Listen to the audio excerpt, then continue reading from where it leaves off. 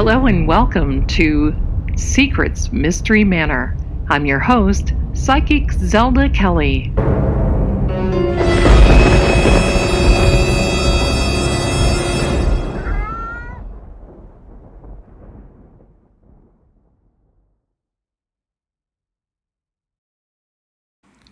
Warning: this podcast may contain sensitive material. It is intended for mature audiences only. Viewer and listening discretion is advised. Hello, everyone, and welcome to the podcast. I'm your host, Zelda Kelly, and today we have another Halloween edition. That's right, and this one is very exciting. I love this one, and I know that you will too. It was a unanimous vote in my Facebook House of Zelda group that we talk about, we perform a new recording for you about our friend, the werewolf. Friend, yes. Why a friend? Well, because he has been with us through the centuries. Now, he's not really been a good friend. I can tell you that, because he will eat animals and people alike. Yikes. But imagine, stay with me now, we're in the castle together. Yeah, that's right. I said castle. We're in the castle together. And it is a full moon, a big, bright, little cast of yellow full moon. We're watching outside. We are amazed at how this moon is illuminating the grounds of the castle. It's a cool night, and the clouds are kind of drifting by. You can see the silhouettes from the light of the moon. And all of a sudden, we hear a howling. Now, this isn't your normal wolfy dog howling. This is the howling of a man changing into a werewolf. Now, here's something that you can really imagine. You hear the crackling of the breaking of the bones while this man turns into this werewolf. He now is over 6'4". He's heading to the 7-foot category. There's dark, thick hair and fur that's growing all over him. His feet now are changing to that of a wolf. His back legs look where a human doesn't have back legs, but now they resemble a back legs because he's going to start running on all fours. His hands now are growing claws. His face now is pushing out, and he has a snout. Lots of sounds coming from the background because the forest is quiet and scary and the wind is blowing and there's all kinds of movement in the forest now because they know they have to get away. They smell it. This werewolf now is on the prowl. He's on the hunt for anything that's moving, anything that he can grab, anything that he can gnarl his canine teeth into.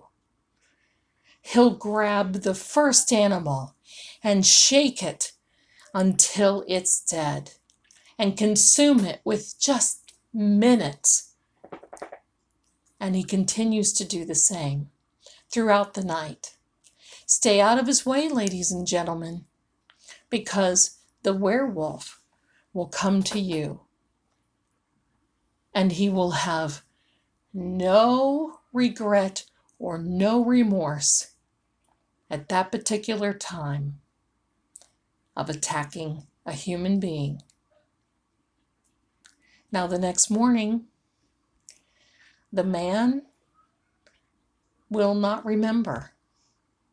He will not remember what had happened. The only thing that he will know is that, well, he's no longer clothed, and he'll have to make it back to the castle. You see, we're witnessing all of this through the window in disbelief. Cannot believe our eyes, what we've just seen. And we cling together because we hope and pray this werewolf does not come in to the castle. He will break down the doors and he will find us through his keen sense of smell. You get the picture. When I was a little girl, I loved this movie, and still today love this movie. The 1941 Universal Studios, The Wolfman. Now, no one had really ever seen on film anything like this. This was kind of the first of its own kind. Lon Chaney Jr. played the main character who turned into a wolf only after he was bitten by a gypsy man.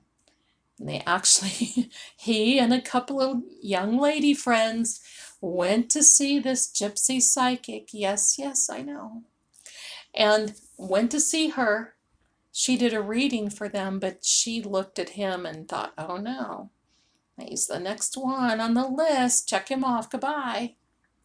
I'm not going to give away the whole movie. Most of you have probably already seen it. It's an old black and white movie, and the special effects for that time were really pretty cool. Now, yeah, you know, but it's really fun and really interesting. But that was the first time that it was ever said that you could turn into a werewolf by being bitten by another werewolf. If you survived, that is.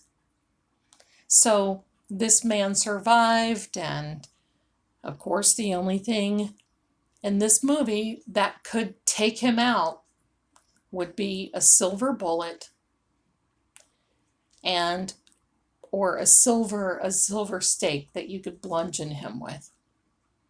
And that was it. You got to make sure you're a pretty good aim. Unless, of course, you know, you cut him up or something like that. We're not going to get into that. That's kind of gross. Okay, so we're going to leave that. But you get the picture, because a werewolf, you talk about 10 feet tall and bulletproof, a werewolf is just that. He can sustain attacks. He can live through battles. Things don't bother him. You can throw something at him and he doesn't bother. He just gnarls at you with these big fangs and teeth, that much more. Can't run from him. He runs at speeds that are unbelievable. The strength of 30 men. Oh, even more. Use your imagination. You can see him. I know that you do. He's sitting right there. Well, let's put a smile on his face so he's friendly so we can get through this, okay? Okay. So let's go back a little bit.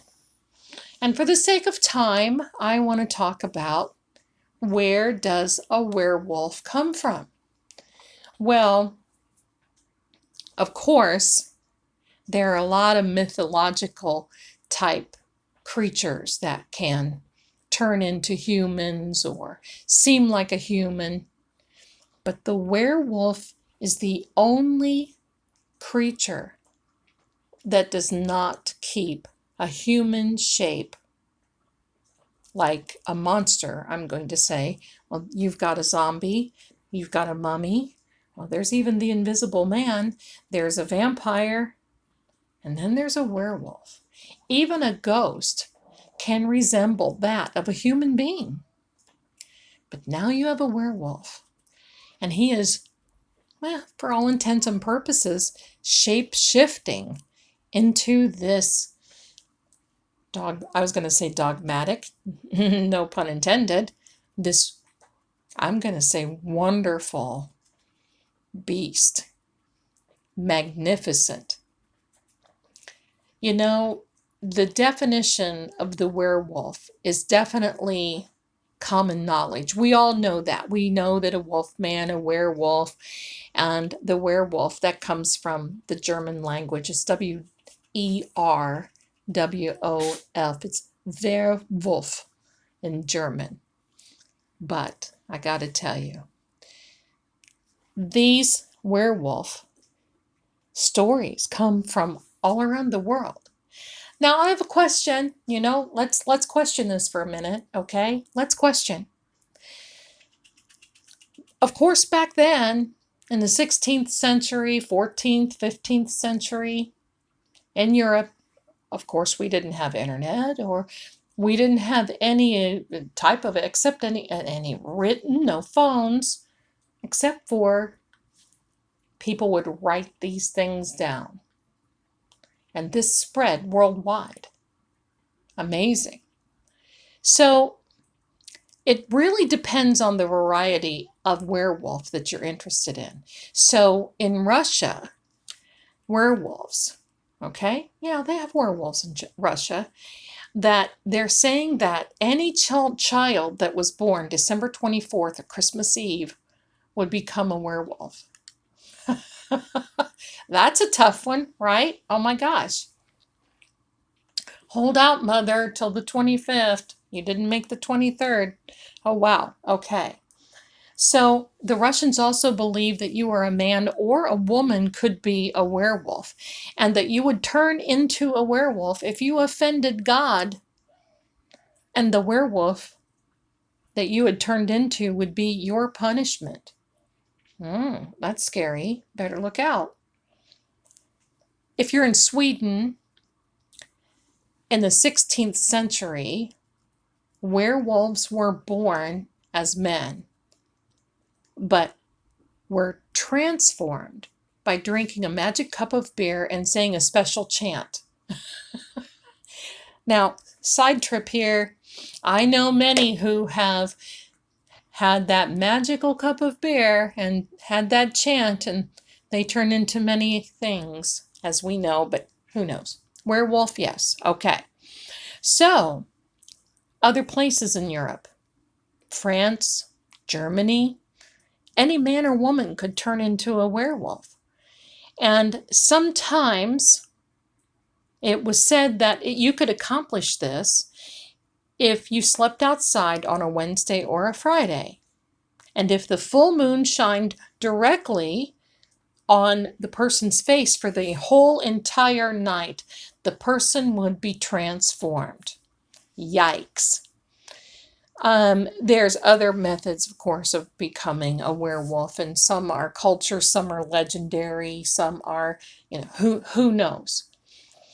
Some of the oldest types of transformations that you could turn into that's been documented and recounted as legend, allegedly a werewolf, is that if you took off all of your clothes and you instead put on the skin of a whole wolf, and if you got the right wolf and the magic happened, you could turn into a werewolf. Yeah, that's kind of messy. And if you didn't like that, then if you wore a belt that was made out of the wolf's hide, you too could turn into a werewolf. Now, there's another thing, another way of transforming if you're interested. You could take a sip of water out of the footprint of a werewolf. So I guess all this has to happen organically. There's the footprint of a werewolf. You have to know, you have to label it as a werewolf. You got to make sure that there's natural, or that it all happens like it's raining or dew. You get the picture, okay? So lastly, the other way that you can make a werewolf is if mommy werewolf and daddy werewolf get together, then you can have a baby werewolf.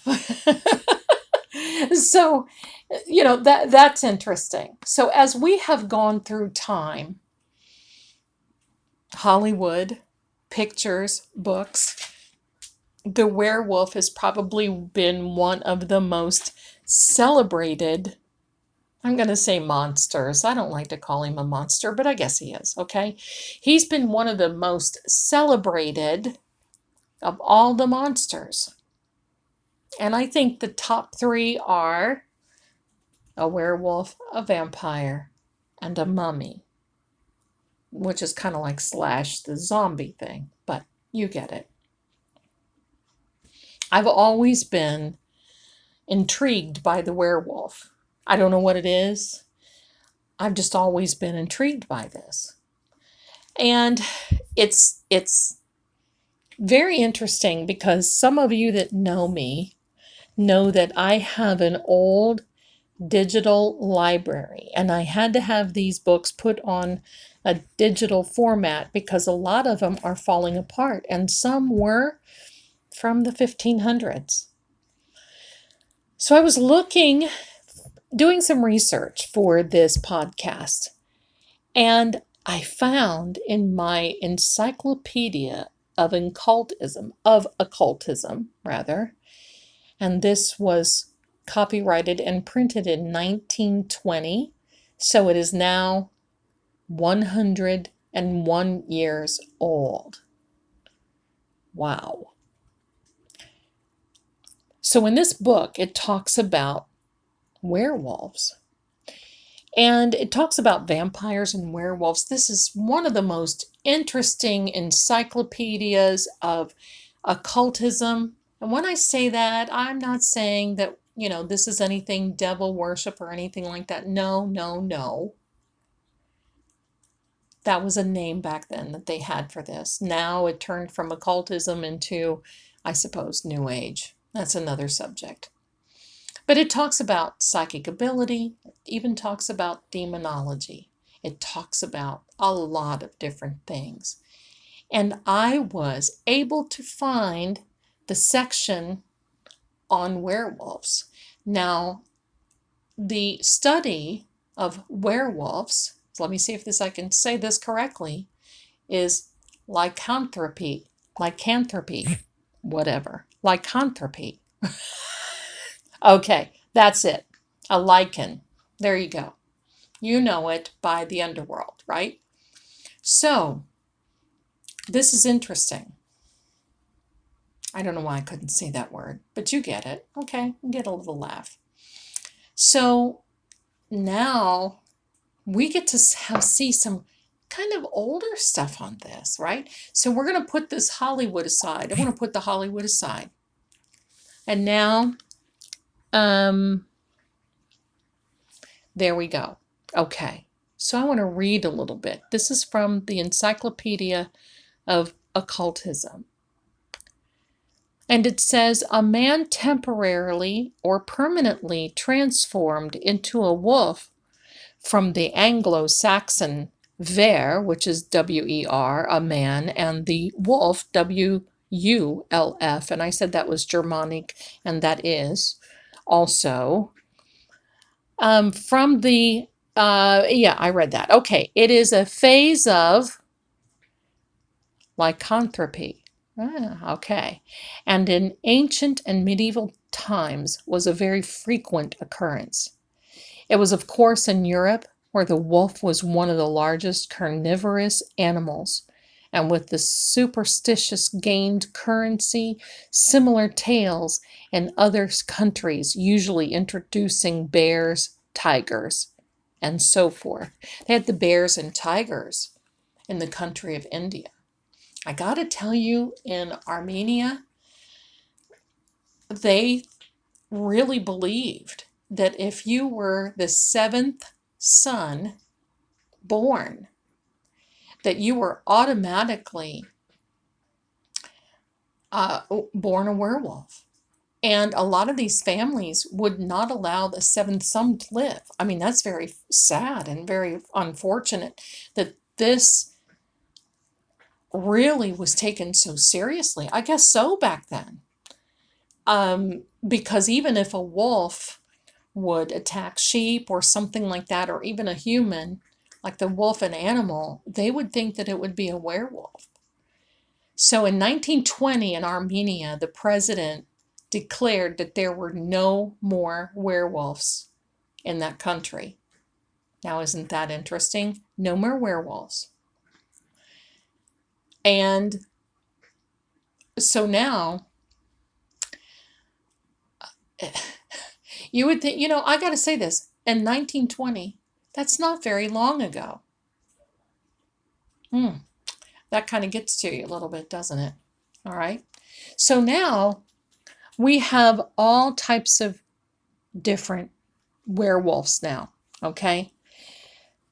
There are two kinds of werewolves, though, that really, really stand out. There's the voluntary and there's involuntary. And the voluntary would be those people who, because of their taste for human flesh and withdrawn from their fellows and their other peers and other people around them, would appear to have a certain amount of magical power, and or at least sufficient enough to transform themselves into an animal shape at will. So that would be a shapeshifter. They would be affected by merely disrobing and taking off a girdle made of human skin or putting on a similar belt of wolf skin, obviously a substitute for an entire wolf. Yikes, that's crazy. But involuntary werewolves were often those persons transformed into an animal shape because of the commission of sin, and condemned to pass so many years in that form. Because I'll tell you, if you turn into a werewolf and you are not killed as a werewolf, then you really are doomed to live forever. Just like the vampire thing, right? That's scary in its own self. So now they're saying if you turn against God, that all of this. So I'll tell you what. And it talks about here in this one book in Armenia, is thought that a sinful woman would be condemned to pass 7 years in the form of a wolf. And such a woman, a demon appears and bringing a wolf skin and commands her to put it on.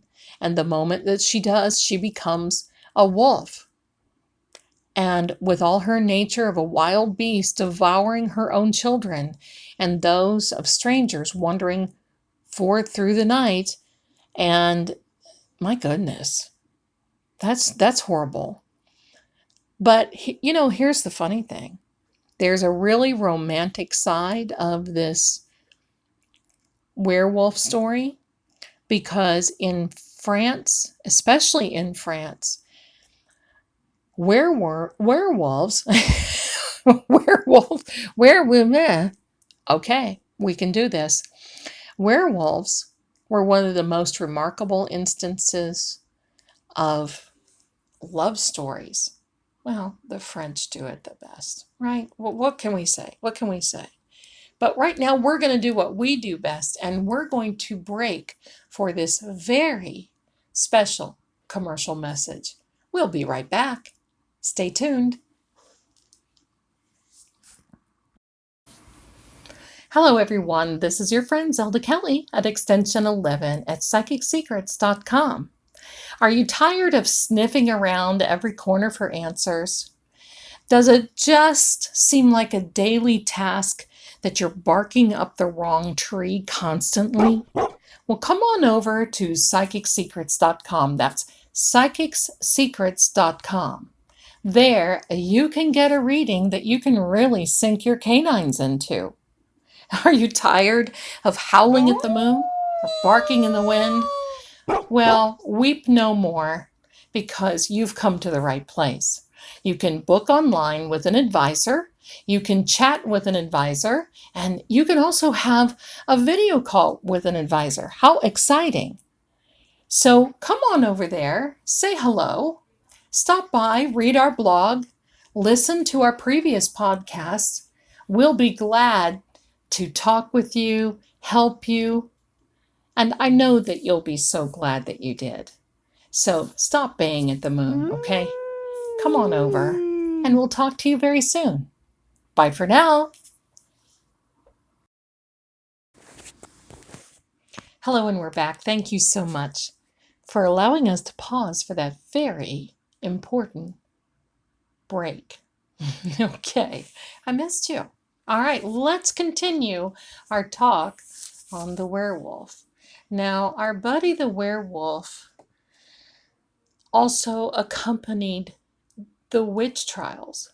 They had werewolf trials, if you can believe that. I do believe it. You know, people when they get scared, they need that projection to. Okay, we're not going to get into the psyche of all that, but I do believe that. And you know, there was a very very famous case, and that was back in. Let's see. Actually, this is very interesting. The most famous case was that of a German farmer. His name was Peter Stump. Stumpp, Stump, who was accused of werewolvery, witchcraft, cannibalism, and a whole plethora of things that you should not do.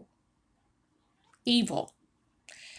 They tortured and they got a confession of crime. They tortured him. Yeah, okay, well, people do confess to get that to stop. So they tortured him and he confessed to the crimes. And he was executed on October 31st, on Halloween, 1589. So that was in the year 1589. So back in the day, in the 15th century, they had basically these posses that would go through and hunt down what they felt were werewolf types. If there was any type of loss of livestock or anything like that, they would all gather and they would try to kill off what they thought were werewolves or a pack of werewolves. So during the 15th century, a lot of that happened, but it really started phasing out during the 18th century. And so what they did was they started persecuting the werewolves and associated all of those with that type of folklore. And they wrapped it all up and they went into that witch hunt phenomenon. So a lot of very innocent people lost their lives. It was witches, people who thought they were witches, which they were not, and people who thought there were werewolves, which they were not. And unfortunately, you know, those things happen in our history, and we can't do anything to rectify that or make that any better. But here are some very important scientific explanations. Clinical lycanthropy. Oh, I said that good, didn't I? Wow. All right. Clinical lycanthropy is a rare disorder. And some people believe that they can become animals or mostly wolves, and it has a symptom of schizophrenia. So now it's a mental disorder. People believe that, and they can actually hallucinate and really believe that they can turn into a werewolf. Hypertrichnosis is an excessive hair growth condition. So that didn't help matters any. You see people that had this, and especially back at the turn of the century, they would put a lot of these people into these circuses. It was very unfortunate and very, very horrible for them. But that's also, so it was hypertrichosis. I said that wrong the last time. Most sorry there for that. So we have a lot of that happening, okay? And then the werewolvery thing kind of died down after 1941. Yeah, I was around. Lon Chaney Jr., he did a great job. Then there were the Hammer films of Hammer Productions in the UK. And those were really fun. Oh, that whole group of Hammer films, they came out with The Mummy and several of vampire films that were really, they were budget. They were literally B movie types. But Peter Cushing and Christopher Lee and Boris Karloff made those films. Man, oh man, they were great films. To this day, one of my favorite from the Hammer Studios is The Mummy from 1954, starring Boris Karloff as the Mummy, but Peter Cushing, he was my favorite actor from Hammer films. Anyway, back to the werewolf. So we had all that, and in the 60s they produced a movie that was about a werewolf, and it did okay. It wasn't that banner. It wasn't like the vampires or mummies or any of those things. But then in 1981, I remember I was a young woman, and I had to race to see this. It was an American Werewolf in London. I have never seen anything like that before. Even the picture, even the photograph for the movie of those two young men looking behind them. Oh, wow. The transformation scenes, they were all mechanical. A lot of them were mechanical because they didn't have the special effects that we do now. They were terrific. That movie started the craze. And then, of course, we had all this about Van Helsing. And then we had more werewolves. And then we had the Lycans, and the vampires were getting together and falling in love. And then we had, all types of different movies. Underworld, that was a good one, had vampires and werewolves in. And of course, the Twilight series. Was Jacob considered a werewolf? Well, I guess so. I just kind of like that whole Indian, tribal, American, mess with me, I turn into this werewolf and we'll take you all out type of idea, right? I loved that. That was one of the coolest things I think that we've seen on film for transformations from a human being into a werewolf. So there you have it, my friends, a brief and concise history of, I'm going to try to say it again, lycanthropy. Not too bad, right? Anyway, of werewolvery. And I'm interested to hear how you feel about this. I do know some people who feel that they, at some time, have heard a vampire, not a vampire, a werewolf baying at the moon. I don't know, a lot of these animals, they can sound big, bad, and dangerous, right? So write down below, write to us, tell us how you really think. And I hope you enjoyed this podcast because I really enjoyed bringing it to you. And we're going to continue our Halloween October series of monsters. And next week, we'll see what happens. But before we go, I want to invite you all over to my Facebook group, House of Zelda. We have a lot of fun over there, and Psychic Secrets have allowed me to partner with them at House of Zelda. And we run specials like 5 minutes for free. We have 10 minutes for $9.99. Wow, those are great specials. You can get a lot accomplished in 10 minutes. And if you're a first-time caller, call in you get 30 minutes at $1 per minute rate. That's unheard of. But, well, only until now, obviously. So come on over and book with one of us. I'm extension 11. You're more than welcome to book with me. I'd love to talk with you. I love to bring you this information. We talk about the paranormal in my group. We talk about psychic phenomenon, and we really have a lot of fun. So come on over, join, and take advantage of those specials that we put out there for you. And I want to thank Psychic Secrets, that's www.psychicsecrets.com, for sponsoring this podcast. We have a lot of fun, and we upload every Saturday. So until next Saturday, don't be out there baying at the moon, because you just never know. Bye for now. So this was a very, very famous poem that was written exclusively for the Universal Wolfman from 1941.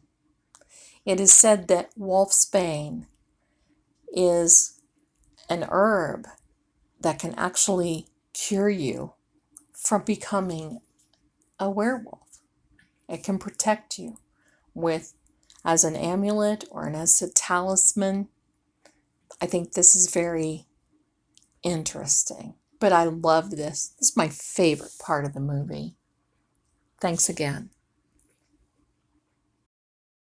Even a man who is pure in heart and says his prayers by night may become a wolf when the wolfbane blooms and the autumn moon is bright.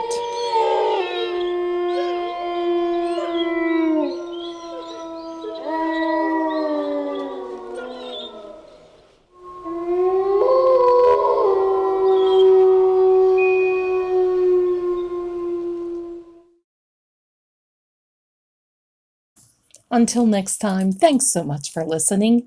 I just love this. Don't you?